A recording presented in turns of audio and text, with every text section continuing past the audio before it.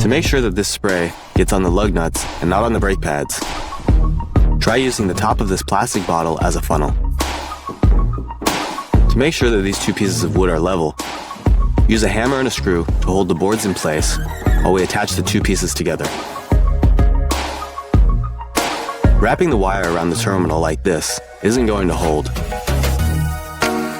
Instead, we'll remove some of the plastic from the end of the wire like usual.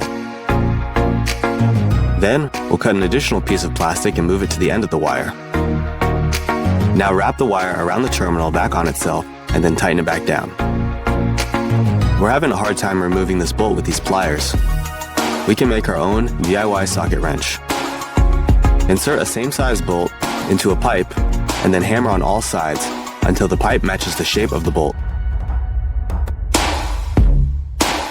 Now we can use this to loosen the original bolt. Here's an interesting trick to make pocket holes.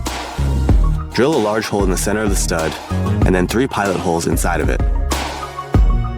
Then, drill the screws into the pilot holes to attach the two pieces together.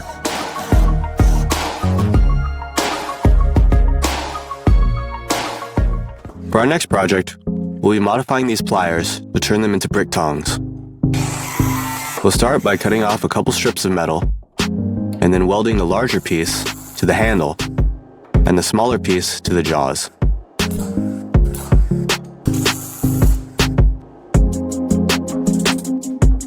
Secure the longer handle into the vise and bend it to a right angle. Now we can comfortably carry bricks.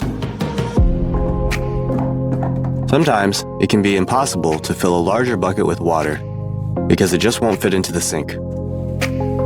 In these cases, we can attach foam tubing to the faucet and then place the other end of the foam tubing into the bucket which we set on the floor. Now we'll be making a DIY sandblaster. We'll first need to cut out a hole from this pipe and flatten one end. Next, we'll need 2 bottle caps. We'll cut out a section on the top of this bottle cap that's the same width as the pipe so that it can fit inside.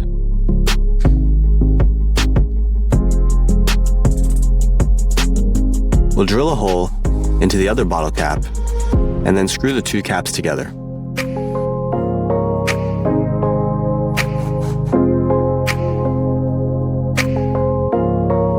Place the pipe through the incision and then line up the 2 holes. Fill the bottom cap with hot glue. Next, we can fill this bottle with sand and attach it to the bottle cap. Now with an air compressor, our sandblaster can clean our tools. If we've lost the caps to these nozzles on our glue bottles, we can just use drywall anchors as a substitute.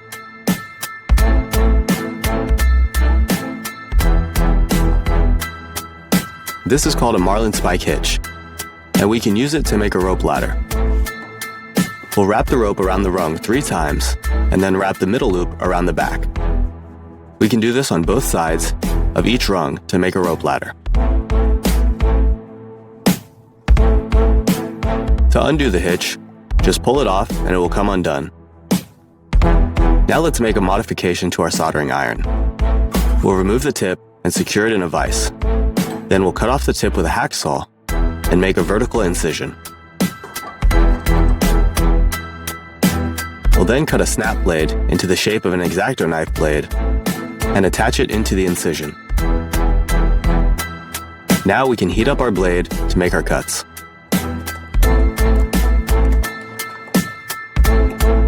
We need to make a new handle for our screwdriver. We can make one using hot glue and baking soda. Heat up the hot glue and the baking soda together using a heat gun.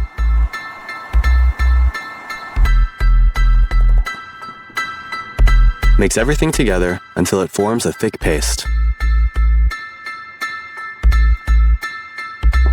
As it cools, mold the handle onto the shank until the paste cools to a hard plastic handle. Let's move on to work with the wires. First thing to do is strip them. To do this with our own hands, we will create a simple construction, which is suitable for cables of different thickness.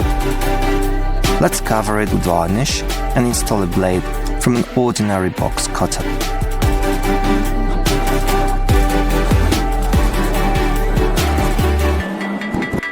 Well, there, the mount is solid. You can check it out in action. As you can see, everything works great. Now let's fix the wires to the wall. It's often unreliable, but we know how to fix it. Just 2 parts.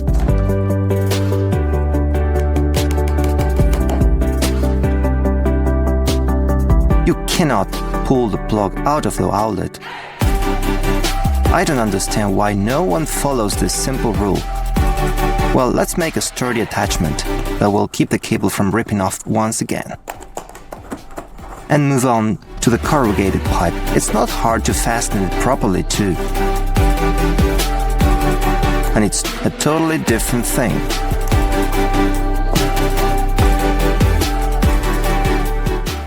It's time to find out how the 3-way switch works. Trust me, it's a very handy thing that lets you control lights from different parts of the room. The important thing is to build the right circuit.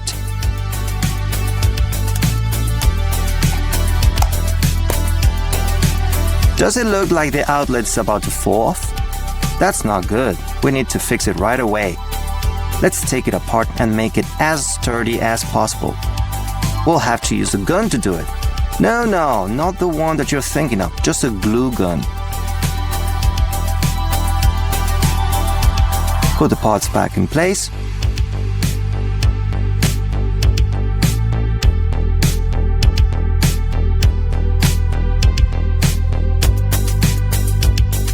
Now it's held firmly in place. Did the light bulb stop working? Maybe it's a blown diode. Let's take it apart and see. We suggest shorting it out.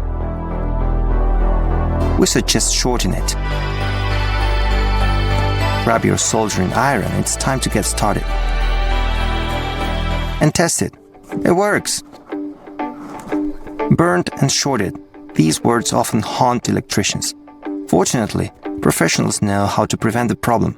For example, you can connect the wires beforehand using this simple principle of stairs.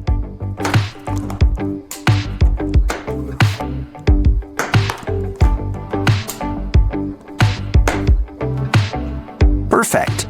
All that's left is to connect and insulate everything.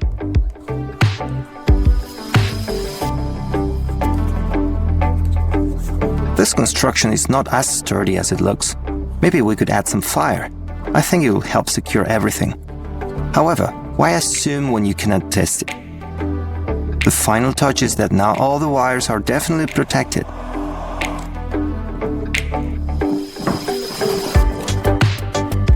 Junctions are the worst dream of anyone who has ever dealt with electrical work.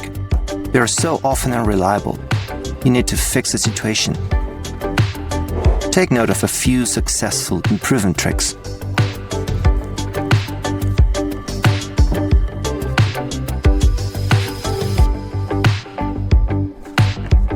Really solid too. Check out a few more options. You will have to use pliers for these.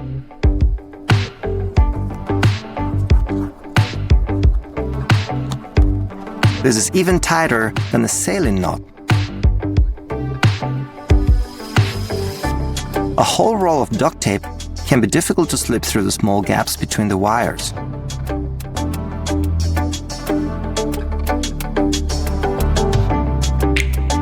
And finally, let's make an express phone charger, which will come in handy in case you don't have a regular one at hand.